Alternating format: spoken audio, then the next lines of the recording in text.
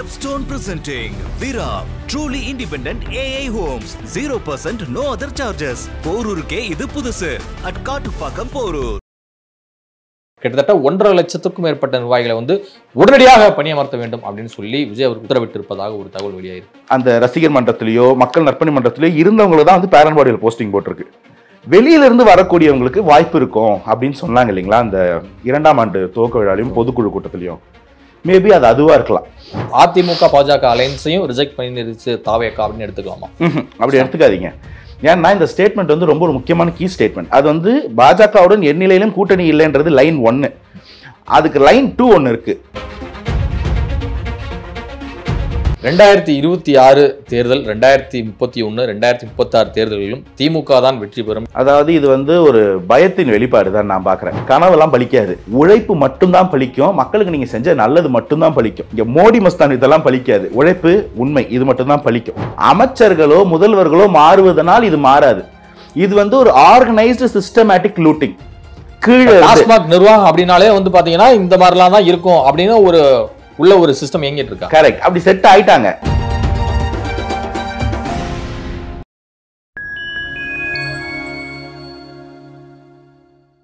Fine media நேயர்களுக்கு வணக்கம். நான் உங்கள் சங்கீதன். நம்ம சிறப்பு நிகழ்ச்சியில் நம்ம இணைந்திருக்கிறார் மதிப்பிற்குரிய அரசியல் விமர்சகர் திரு அனந்தஜித் அவர்கள். வணக்கம். வணக்கம் சார். எப்படி சார் இருக்கீங்க? நல்லா இருக்கேன். நீங்க எப்படி? நல்லா இருக்கேன் சார். மே மாத இறுதிக்குள் தமிழக வெற்றி கழகத்தில் இருக்கக்கூடிய சார்பணிகளுடைய நிர்வாகிகளை உடனடியாக நிரப்ப வேண்டும். கிட்டத்தட்ட 1.5 லட்சத்துக்கும் மேற்பட்ட நிர்வாகிகளை உடனடியாக பணியமர்த்த வேண்டும் அப்படின்னு சொல்லி விஜய் அவருக்கு உத்தரவிட்டிருப்பதாக ஒரு தகவல் வெளியாயிருக்கு. ஸோ இதை நம்ம பார்க்கும்போது விஜய் போடுகிற இந்த புது வியூகம் தான் என்ன? அதாவது இந்த பேரண்ட் பாடின்னு சொல்றாங்க இல்லைங்களா, அந்த பேரண்ட் பாடியில் இருக்கிறவங்க தான் பெரும்பாலும் எலெக்ஷனுக்கு ஒர்க் பண்ற மாதிரி தெரியும்.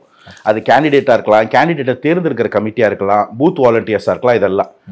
ஆனா அதை தாண்டி இருக்கக்கூடிய இந்த விங்ஸ் அப்படின்னு சொல்றோம் இல்லைங்களா, அவங்க எல்லாம் அந்த கட்சியோட வளர்ச்சிக்கும் மற்ற ஆக்டிவிட்டிஸ்க்கும் ரொம்ப முக்கியமான அமைப்பா இருப்பாங்க. ஃபார் எக்ஸாம்பிள், இப்போ மருத்துவர் அணி இருக்கும், நல்ல ஒரு ஸ்ட்ராங்கான மருத்துவர் அணி இருக்கு கட்சியில பார்த்தீங்கன்னா, ஆஃபன் ரெகுலராக கேம்ப்ஸ் நடக்கும், பிளட் டொனேஷன் நடக்கும். அந்த கட்சிக்குள்ளேயும் சரி பொதுமக்களுக்கும் சரி அது ரொம்ப பெரிய உதவியா இருக்கும். நம்ம பல இடத்துல பார்த்துருக்கோம். அதே போல இந்த அட்வொகேட்ஸ் விங் ரொம்ப முக்கியம். நல்ல ஸ்ட்ராங்கான அட்வொகேட் விங் இருக்கிற கட்சிக்கு நல்ல ஒரு லீகல் பேக்கிங் இருக்கும். நிறைய போராட்டம் பண்ணுவாங்க. அவங்களுக்கு கோர்ட்ல நல்ல சப்போர்ட் இருக்கும். ரொம்ப ஆக்டிவா இருப்பாங்க. அது போல இன்னைக்கு பார்த்தீங்கன்னா ஐடி விங்கு, இந்த மாதிரி பல விஷயங்கள் வந்துருச்சு. வெறும் கட்சியை மட்டும் கான்சன்ட்ரேட் பண்ணாதீங்க. கட்சியோட வளர்ச்சி எலெக்ஷனை தாண்டி. ஏன்னா நான் விஜய் சட்டை பார்க்குற ஒரு விஷயம் என்னன்னா, 2026 தேர்தலுக்கு தான் அவர் களம் காண்றாரு. அதுக்கு தான் வந்திருக்காரு. அதுக்கு முன்னாடி எதுக்குமே வரலான்ற ஒரு பெரிய விமர்சனமா இருக்கு. ஆனா நான் அதை தாண்டி 2026 தான் தொடங்குறாரு. அதுல இருந்து எல்லா தேர்தலுக்கும் காலத்தை கடந்து இந்த தாவேக்கா பயணிக்கணும் அப்படின்ற ஒரு எதிர்பார்ப்பு, அதுதான் அவரோட விஷன் அப்படின்னு நான் பாக்குறேன். அந்த விஷன் அவருக்கு இருக்கிறதுனால கட்சியை கிராஸ் ரூட் லெவல்ல கொண்டு போறது, சின்ன சின்ன பசங்களையும் ட்ரெயின் பண்றது, அதை அவரே சூப்பர்வைஸ் பண்ணி ஓவர்சீ பண்றது, அது போல இந்த விங்ஸ் எல்லாத்தையுமே ஆக்டிவா வச்சுக்கிறது அப்படின்னு ஒன்று பார்க்கலாம். இதுல இன்னொரு பாயிண்ட் நம்ம பார்க்கலாம். இந்த கட்சியில இத்தனை ஆண்டு காலமா அந்த ரசிகர் மன்றத்திலேயோ மக்கள் நற்பணி மன்றத்திலேயோ இருந்தவங்களை தான் பேரண்ட் பாடியில் போஸ்டிங் போட்டிருக்கு. வெளியில இருந்து வரக்கூடியவங்களுக்கு வாய்ப்பு இருக்கும் அப்படின்னு சொன்னாங்க இல்லைங்களா, அந்த 2ஆம் ஆண்டு துவக்க விழாலையும் பொதுக்குழு கூட்டத்திலையும். மேபி அது அதுவா இருக்கலாம். வரக்கூடியவங்களெல்லாம் அந்தந்த இடத்துல அகாமடேட் பண்றதுக்கும், ரெண்டாவது அவங்களுக்கு எந்த ஒரு பெரிய அவங்க கட்சிக்குள்ள மேபி அந்த ரசிகர் மன்றத்தில் இருந்தவங்க கூட பழக்கமே இல்லாத ஒருத்தர் கூட இங்க ஒர்க்கிங் ஸ்பேஸ் ஃப்ரீயா கிடைக்கும். அவங்களுடைய பொட்டன்ஷியலை ப்ரூவ் பண்றதுக்கும் வாய்ப்பு கிடைக்கும். ஸோ கட்சியை வளர்க்கறதுக்கான ஒரு முயற்சியாக தான் இதை நான் பார்க்குறேன். அதுக்கு ரொம்ப அவசியம் நினைக்கிறேன். இப்போ ஜனநாயகன் ஷூட்டிங் முடிய போகுது. ஸோ இதன் முடிந்த பிறகு நிச்சயமாக ஒரு நடைபயணத்தை தான் மேற்கொள்ள போகிறார் அப்படிங்கிறத தொடர்ந்து நம்ம பார்த்து வரோம். ஆனால் அதே வேளையில் காஞ்சிபுரத்தில் சென்னை மண்டல பூத் கமிட்டி மாநாட்டை முடிச்சிடணும், அதன் பிறகு மதுரைக்கு போகணும், அதன் பிறகு டெல்டா பக்கம் வரணும் அப்படிங்கிற சொல்லி ஒரு பெரிய ரூட் மேப்பை போட்டிருக்காரு அப்படின்னு சொல்லிலாம் கேள்விப்படுறோம். ஸோ இதை பார்க்கும்போது விஜயனுடைய அடுத்த மூவ் என்ன? இப்ப நீங்க சொன்ன ரெண்டுமே தான் அடுத்த மூவ். ஒரு பக்கம் பாத்தீங்கன்னா நான் சொன்ன மாதிரி கட்சிக்குள்ள இருக்கக்கூடிய கட்டமைப்பை வலுப்படுத்துறதுதான் நீங்க சொல்லக்கூடிய இந்த பூத் லெவல் வாலண்டியர்ஸ் மீட்டிங்கா இருக்கலாம், கட்சியோட ரிவ்யூ மீட்டிங்ஸ் அங்கங்க ரெகுலரா நடத்தக்கூடியதா இருக்கலாம். ஆன் த அதர் ஹேண்ட் கட்சியை தாண்டியும் பொதுமக்கள் இருக்காங்க. அவர் வெறும் ஒரு நடிகராவோ இல்ல ஒரு நல்ல மனிதராவோ, எல்லார் வீட்டுக்கும் பரிச்சயமான ஒரு பையனாவோ, ஒரு அண்ணனாவோ ஒரு தம்பியாவோ ஒரு பையனாவோ பார்க்கக்கூடிய நிலைப்பாடு பல பேர்கிட்ட இருக்கு. அதுவும் பெண்கள் கிட்ட நான் ரொம்ப அதிகமாவே பாக்குறேன். ரொம்ப பரிச்சயமானவர், நல்லா தெரிஞ்ச பையன் தானே போட்டு போவோம், அந்த மாதிரி ஒரு மைண்ட் செட்ல தாய்மார்கள் இருக்கிறத நான் பர்சனலா ஃபீல் பண்றேன். அப்ப அவங்களை அட்ரஸ் பண்றதும் தேவை. ஸோ ஒரு பக்கம் கட்சியோட வளர்ச்சி, அந்த பூத் லெவல் வாலண்டியர்ஸ் அட்ரஸ் பண்ணி அதை கட்சியை கட்டமைக்கணும், அது அதுவா நடக்கணும். தேவைப்பட்ட விஜய் அந்த கூட்டத்தில் அட்ரஸ் பண்ணுவார்.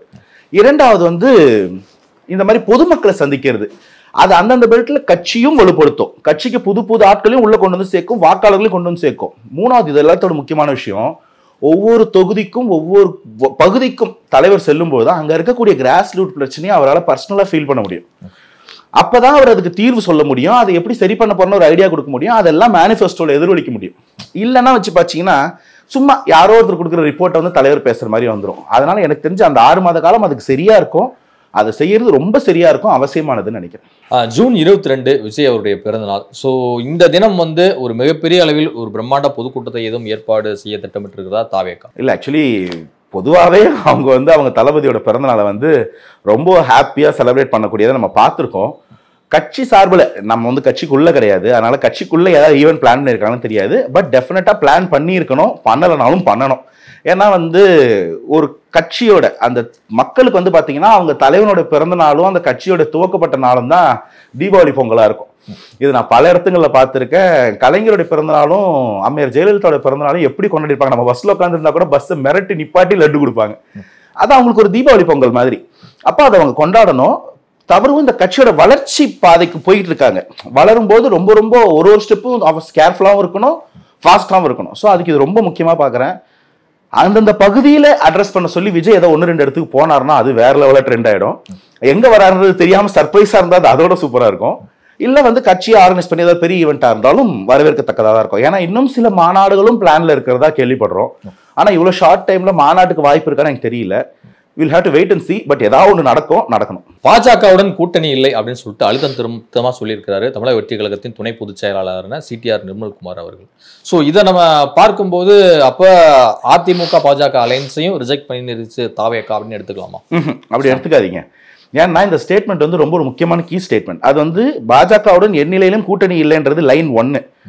அதுக்கு லைன் 2 ஒன்று இருக்கு. நாங்கள் வந்து ஒரு மெகா கூட்டணி அமைக்கிறோன்றதையும் சொல்லியிருக்காங்க. அப்போ திமுக வேண்டாம், பாஜக வேண்டாம், கொள்கை எதிரி, அரசியல் எதிரி, முடிஞ்சு போச்சு. அதை தவிர இருக்கக்கூடிய கட்சிகள் மேதர்பி, பாமக, தேமுதிக, நாம் தமிழர்னு நிறைய நல்ல ஆப்ஷன்ஸ் இருக்கு. திமுக கூட்டணியிலும் சில அரசியல் புரசலா சில விரிசல்கள் நம்ம கேட்க ஆரம்பிச்சிட்டோம். ஸோ வந்து திருமானனுக்கு வாய்ப்பு இருக்கலாம், கம்யூனிஸ்டுக்கு வாய்ப்பு இருக்கலாம், ஏன் காங்கிரஸுக்கு கூட வாய்ப்பு இருக்கலாம். ஸோ அந்த மாதிரி யார் இருந்தாலும் அரவணைக்கிறதுக்கு ஒரு ஸ்பாட் அட்லீஸ்ட் வராங்களோ இல்லையோ, தம்பி தலைவர் விஜய் இருக்கிறாரு நாங்கள் போயிடுவோம்னு சொல்லி இங்கே டிமாண்டாவது பண்ணுறதுக்கு ஒரு வாய்ப்பு இருந்துகிட்டே இருக்கும். அதனால அவங்க யாரை வேணா அரவணைச்சு மெகா கூட்டணி அமைக்கலாம் அப்படின்னு சொல்றாங்க.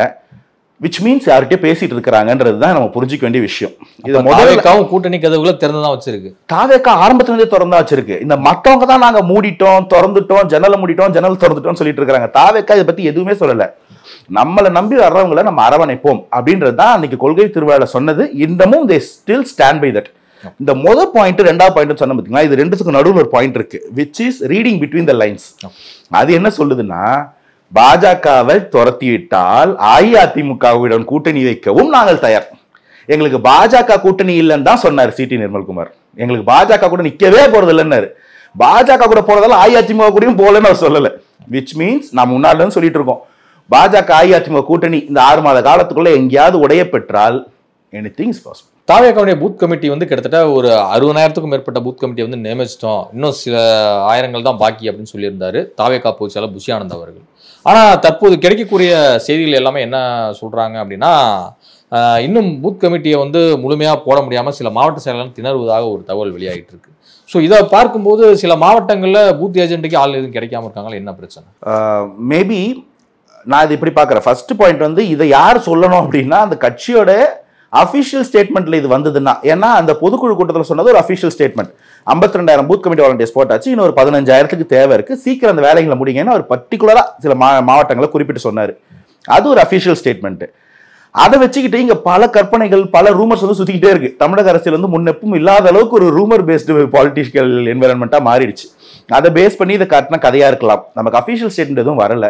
பட் இந்த ஸ்டேட்மெண்ட்டை நம்ம கன்சிடர் பண்ணி பதில் சொல்லும் பட்சத்தில் நான் எப்படி பாக்குறேன்னா, அந்த கட்சியில் ஆள் இல்லாமல் இல்லை, அவங்க வந்து ரொம்ப சலிச்சு ஒவ்வொரு போஸ்டிங் அந்த ஒவ்வொரு பூத் ஏஜென்ட்டையும் சும்மா யாரோ ஒரு 5 பேர் வேணும் அப்படின்னு எதிர்பார்க்காம கொஞ்சம் அதுக்கு வந்து கிரைட்டீரியாஸ் வச்சு சூஸ் பண்றாங்களோ. அப்படி சூஸ் பண்ணும்போது, அதாவது பார்த்து தேர்ந்தெடுத்து சலிச்சு எடுக்கும்போது எல்லாரையும் உள்ள கொண்டு வந்துட முடியாது.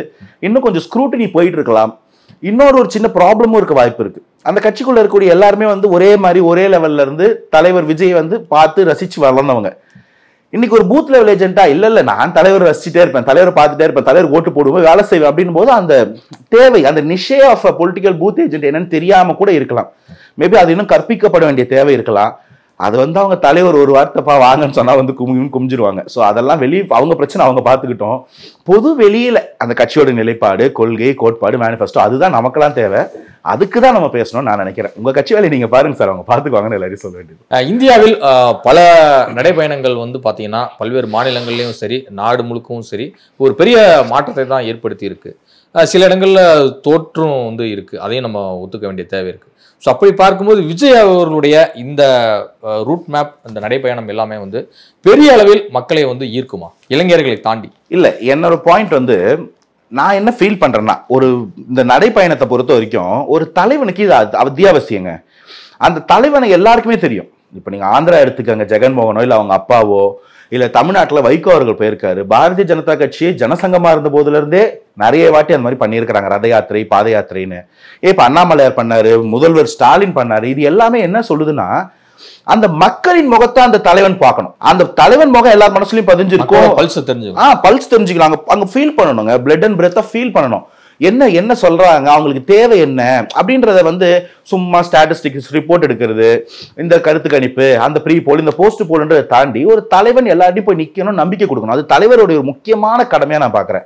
அந்த வகையில் இது ரொம்ப அத்தியாவசியம். வெற்றி தோல்விக்கு அப்பாற்பட்ட ஒரு தேவை, ஒரு ஜனநாயக கடமை தலைவருக்கான. இது எப்படி நமக்கு ஒரு ஓட்டு போடுன்றது ஒரு முக்கியமான ஜனநாயக கடமையோ, அதே மாதிரி மக்களை சென்று அவர்கள் இருப்பிடத்தில் சந்திப்பது ஒவ்வொரு தலைவனுடைய ஒரு ஜனநாயக கடமை. உடல் நலம் நலிவுற்று இருந்த போதும் நம்ம தலைவர்கள் அதை செஞ்சதெல்லாம் பார்த்துருக்கோம். அதனால அது ரொம்ப அவசியம். வெற்றி தோல்வியை தாண்டின ஒரு விஷயம். பட் இது சரியா நடக்கும் பட்சத்தில் அது பெரும் வெற்றிக்காக வழிவகுத்து. வெற்றின்றது இங்க பை ப்ராடக்ட், வெற்றிக்காக இது கிடையாது. மக்களுக்காக தலைவன் வரா, தலைவனை தேர்ந்தெடுக்கும் பட்சத்தில் நம்ம வெற்றி பெறலாம். அதனால அது அவசியம். வெற்றி தோல்வியை தாண்டின ஒரு தேவையான பார்க்க. 2026 தேர்தல், 2031, 2036 தேர்தல்களிலும் திமுக தான் வெற்றி பெறும் என பயங்கரமா நம்பிக்கையோடு தெரிவித்திருக்கிறார் முதலமைச்சர் மு.க. ஸ்டாலின் அவர்கள். அவரது கனவு பலிக்குமா? என்ன, எப்பவுமே அடுத்த முறை ஆட்சின்னு தான் எப்பவுமே ஒரு ஆளுங்கட்சி வந்து சொல்லும். ஆனா அதுக்கு அடுத்த 2 தேர்தலும் நாங்க தான், இன்னும் 15 வருஷம் நாங்க தான் அப்படிங்கிற இந்த ஸ்டேட்மெண்ட் உணர்த்துவது என்ன? அதாவது இது வந்து ஒரு பயத்தின் வெளிப்பாடு தான் நான் பாக்குறேன். முதல்ல வந்து இந்த கனவு பலிக்குமா, கனவு பஞ்சாங்கத்தை எல்லாம் நமக்கு நம்பிக்கை இல்லை. நம்ம வந்து ஒரு முற்போக்கு சிந்தனையாளராக வளர்ந்துருக்கிறோம். இங்க வந்து கனவுல இது வந்துருச்சு, வலதுபாட்டு தோள்பட்டையில பள்ளி விழுந்துருச்சு, இதுக்கு என்ன பலன்னு கேலண்டர் திருப்பி பார்க்குற கும்பலுக்கு தான் இந்த கனவு பலிக்கிற கதெல்லாம்.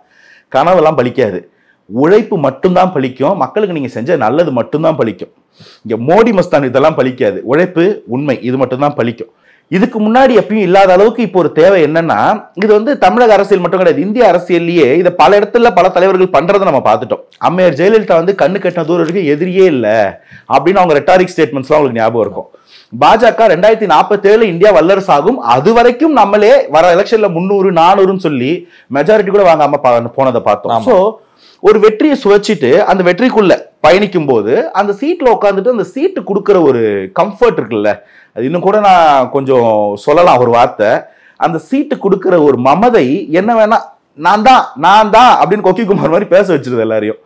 அதெல்லாம் சரிப்படாதுங்க. இங்க வந்து இப்படி மாத்துவோம், மக்கள் வந்து இப்படி மாத்தி இருக்கிறோம். இதுக்கு முன்னாடி 5 வருஷம் முன்னாடி ஒரு தேர்தலில் எதிர்கட்சியா கூட இல்லாம போனீங்க. அன்னைக்கு விஜயகாந்த்னு ஒரு கேட்டலிஸ்ட் வந்து அஇஅதிமுக வளர்த்து விட்டாரு. இன்னைக்கு அதை விட பவர்ஃபுல்லா ஒருத்தர் வந்து நிக்கிறாரு. பொலிட்டிக்கல் என்விரான்மெண்ட்டும் கிளைமேட்டும் அவ்வளவு வல்னரபிளா, அவ்வளவு டைனமிக்கா இருக்கு.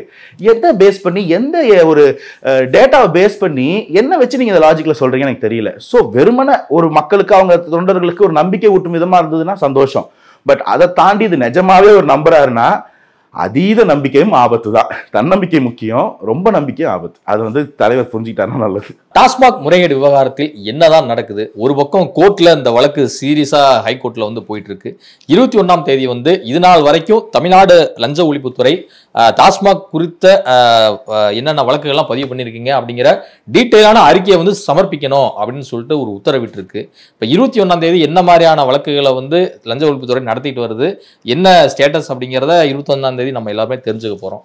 ஆனா அதே வேளையில் டாஸ்மாக் துறையினுடைய மேலாண்மை இயக்குனர் விசாகன் அவருடைய வீட்டில் வந்து சல்லடை போட்டு சலிச்சிருக்கு ஈடி. என்னதான் நடக்குது ஃபுல்லா?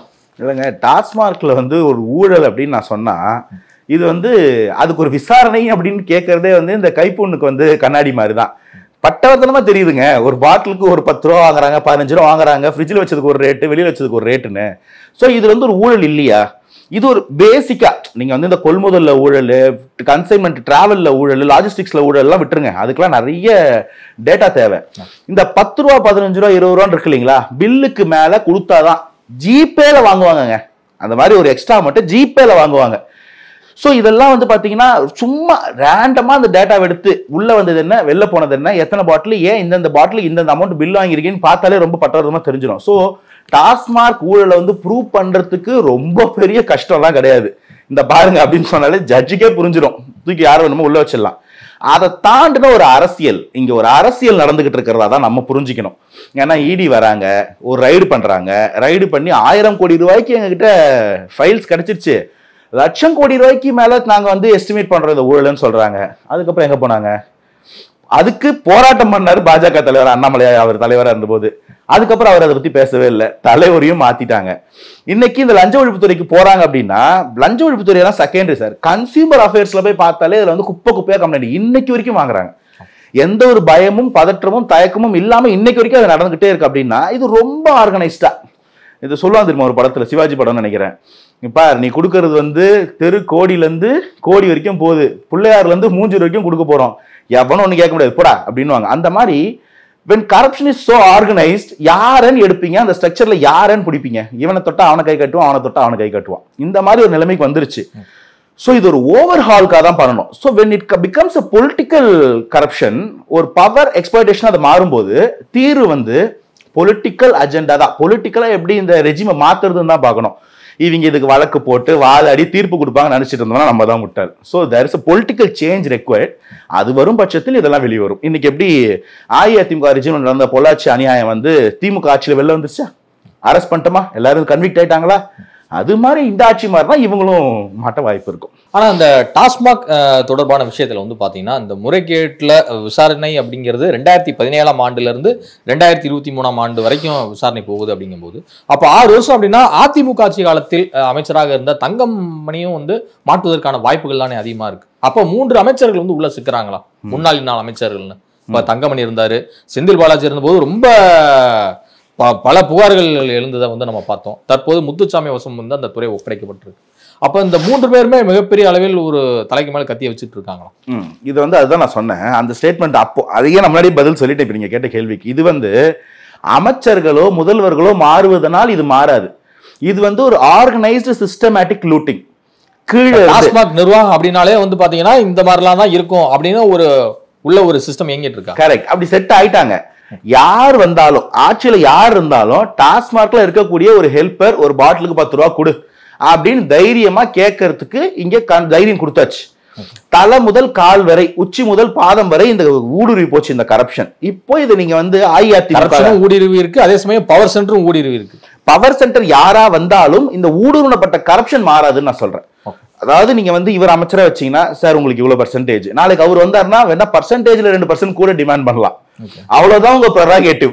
பண்ணாதன்னு சொல்ல முடியாது. பண்ணாதன்னு சொன்னீங்கன்னா பண்ணலன்னு சொல்லிட்டு நடக்கும். வர கமிஷனும் வர ஷேரும் வராம போயிடும். அந்த நிலைமையில தான் இருக்கு நம்மளுடைய அந்த ஊழல்லாம். அதனால இந்த ஊழல்லாம் வந்து நீங்க வந்து தலைமையை தேடணும், செக்ரட்டரியோட வீட்டுல போய் ரைடு பண்ணணும், டாஸ்மார்க் ஹெட் குவார்டர்ஸ்ல போய் ரைடு பண்ணணுன்றது எல்லாமே எனக்கு தெரிஞ்ச அரசியல். உண்மையான நீங்க அதை தீக்கணும்னு நினைச்சீங்கன்னா எல்லா டாஸ்மாக்லயும் போயிட்டு ரைடு பண்ணாலே முடிஞ்சு போச்சு. எல்லா டாஸ்மாக்ல இருக்கவங்களை போயிட்டு நீங்க ஒரு 10 டாஸ்மாக் சாம்பிள் சர்வே பண்ணாலே உங்களுக்கு புரிஞ்சு போகும். அப்புறம் அதை வச்சு நம்பர் ஆஃப் டாஸ்மாக்ஸ் ஒரு நாளைக்கு நடக்கிற பாட்டிலையும் கணக்கு போட்டாலே 10 வருஷ கணக்கு எடுத்துனா முடிஞ்சு சார். வெறும் ஒரு அரித்மெட்டிக் வேலை சார் இது. இதுக்கு இவங்க ரைடு வைக்கிறாங்க, என்னென்னமோ பண்றாங்க. அப்ப நீங்க புரிஞ்சுக்கணும், இது வந்து ஒரு ஊழல் கேஸ்ன்றதை தாண்டி இதுக்குள்ள ஒரு அரசியல் டீல் ஒண்ணு இருக்குது. யாரோ யாருக்கிட்டே எதுக்கோ பேசிக்கிட்டு இருக்காங்க. மாட்டினவங்க கேட்டவங்களுக்கு எதையோ கொடுக்குறாங்க. அப்படிதான் நான் பாக்குறேன். உண்மை புரியாத வரைக்கும் இப்படிதான் மக்களும் நினைப்பாங்க. அதனால அட்லீஸ்ட் உண்மையை நீங்களே வெளிப்படுத்தி எங்கள் கரங்கள் சுத்தமானவை கரைப்படியாதவை நீங்களே ப்ரூவ் பண்ணால் ஒழிய இது முடியவே முடியாது. இந்த குற்றச்சாட்டு எல்லாருமே இருந்துகிட்டே தான் இருக்கும்.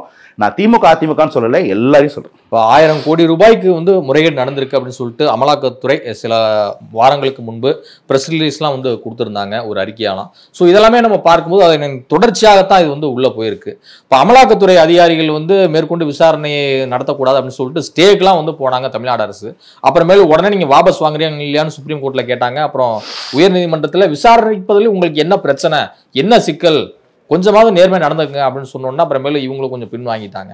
ஸோ இதெல்லாமே நம்ம பார்க்கும்போது தற்போது இப்போ விசாகன் வீட்டில் நடந்த அந்த ஈடி ரெய்டில் அவர் அழைச்சிட்டு கொண்டு போய் விசாரணைக்கெல்லாம் உட்படுத்தினாங்க, விசாரிச்சாங்க. ரெய்டு இன்னமும் தொடர்ந்துட்டு இருக்கு. ரித்தீஷ் அப்படிங்கிறவருடைய பேர் வந்து அந்த சில பேப்பர்லாம் வந்து கிழிஞ்சு கிடக்கு அப்படிங்கிறதுல வந்து குறிப்பிட்றாங்க. ஆனால் அவரை தேடி போகும்போது இடி அதிகாரிகள் போனோன்னா அவர் வீட்லேயும் இல்லை, வீட்டையெல்லாம் பூட்டிட்டு போயிட்டாங்க. இதனால் அவங்க வீட்டுக்கு சீலும் வச்சுருக்காங்க. ஏன் அவர் வந்து சீல் வைக்கிற அளவுக்கு நடந்துக்கிறார்? தைரியம் எதிர்கொள்ளலாம் இல்லை, ஒரு தனிப்பட்ட ஆளை பற்றின எனக்கு டேட்டா தெரியாமல் அதை பற்றி சொல்லக்கூடாது. நான் இங்கே என்ன கேள்வி கேட்பேன் அப்படின்னா, இது வந்து நீங்கள் இடி கேஸை வந்து தனியாக பார்க்கணும், டாஸ்மார்க் முறைகேடு ஊழல்றது தனியாக பார்க்கணும்.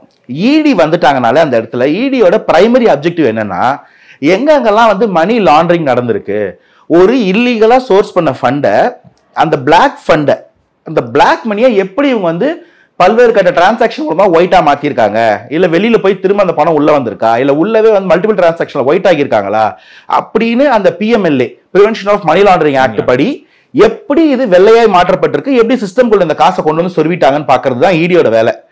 ஆன் த அதர் ஹேண்ட் இந்த கரப்ஷன், டாஸ்மார்க் ஊழல் நீங்க பார்க்கக்கூடியது வந்து டாஸ்மார்க்ல என்ன முறைகேடு நடந்திருக்கு, யார் யாருக்கு எதுக்கு ஊழல். டாஸ்மார்க் ஊழல் நீங்க எடுத்தீங்கன்னா வேலைக்கு சேர்ந்ததுல ஊழல் இருக்கலாம், லாஜிஸ்டிக்ஸ் கம்பெனி அந்த லாரி சர்வீஸ்க்கோ இல்ல அந்த வேலை ஆளுங்களை வந்து கான்ட்ராக்ட் கொடுத்ததுல ஊழல் இருக்கலாம், அந்த பாட்டில்ஸ் காலி பாட்டில் ப்ரொக்யூர் பண்ணதுலயும் ஊழல் இருக்கலாம், அந்த சரக்கு டிஸ்டிலரிஸ்ல இருந்து வாங்கக்கூடிய அந்த லிக்கருக்கும் ஊழல் நடந்திருக்கலாம், பார் கொடுப்பதில் ஊழல் நடந்திருக்கலாம், பாருக்கு உள்ள பட்டாணி வேர்க்கல சிக்கன் பீஸ் விற்கிறதுலயும் ஊழல் நடந்திருக்கலாம், பாட்டில் எக்ஸ்ட்ரா வச்சு ஊழல் நடந்திருக்கலாம். இது எல்லாமே டாஸ்மார்க் ஊழல் கீழே வரும்.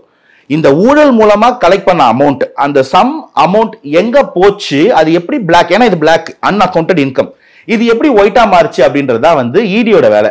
சோ இது ஒரு தனி ஸ்ட்ரீம். இடி பாக்குற இடம் வந்து ஊழல் முடிஞ்சிருச்சுங்க, அந்த பணத்தை எவ்வளவு ஒயிட்டா மாத்திருக்கீங்கன்னு எடுத்து கணக்கு பாக்குற வேலை.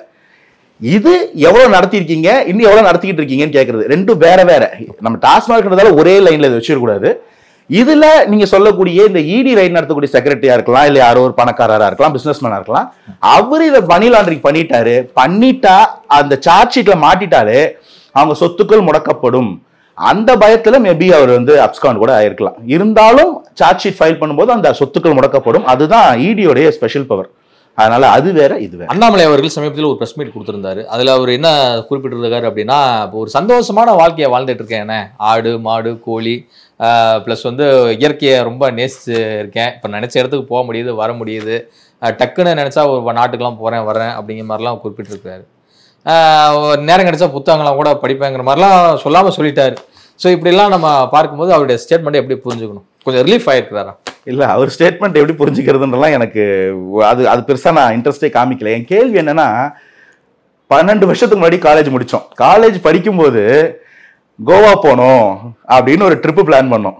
இன்னைக்கு வரைக்கும் நாங்க போவே இல்லை. அது எல்லா குரூப்லயும், ஆமா, இது எல்லா குரூப்லயும் இருக்கு. சொன்னாலே எல்லாருக்கும் ரிலேட் ஆகும். முக்காவாசி பேருக்கு ஊட்டி போயிட்டு வருவாங்க, கொடைக்கானல் போயிட்டு வருவாங்க, அப்புறம் ஏற்காடு, அது ஃபேமிலியோட போவாங்க. முக்காவாசி பேருக்கு இந்த செட்டில் எல்லாம் கல்யாணம் வேற ஆயிடுச்சு. ஆனா இங்க இருக்கிற கோவா, அதுக்கு பாஸ்போர்ட் தேவை கிடையாது, விசா தேவை கிடையாது, அதுக்கு போறதுக்கு நம்ம கிட்ட வக்கு கிடையாது. ஆனா ஒரு கட்சியில தலைவரா இருந்து அந்த பதவி போயிட்டு வேற ஒருத்தர் தலைவரா வந்துட்டார், வேற எந்த போஸ்டிங்குமே இல்ல. அப்பவே பாருங்க, எந்த கோயிலுக்கு வேணா போலாம், விஐபி தரிசனம், எந்த ஊருக்கு வேணா போலாம், எந்த நாட்டுக்கு வேணா போலாம், டெஸ்ட்லால போய் நின்று போட்டோ எடுக்கலாம். இந்த அளவுக்கு ஒரு பவர் கிடைக்கும் அப்படின்னா பரவாயில்ல, நல்ல கட்சியா தான் இருக்கும் அப்படின்னு நினைக்கிறேன். இதுல என்னன்னா, தமிழகத்திலிருந்து பாஜகவின் பிரதமர் வேட்பாளராக வரும் நாட்களில் ஃபியூச்சர்ல அண்ணாமலை எதிர்பார்க்கலாம் அப்படின்னு அப்போ ஒரு பேச்சு இருந்துச்சு. அதாவது சும்மா அவரோட ஃபேன் கிளப்ஸ் பண்றக்கூடிய வார்த்தைகள்.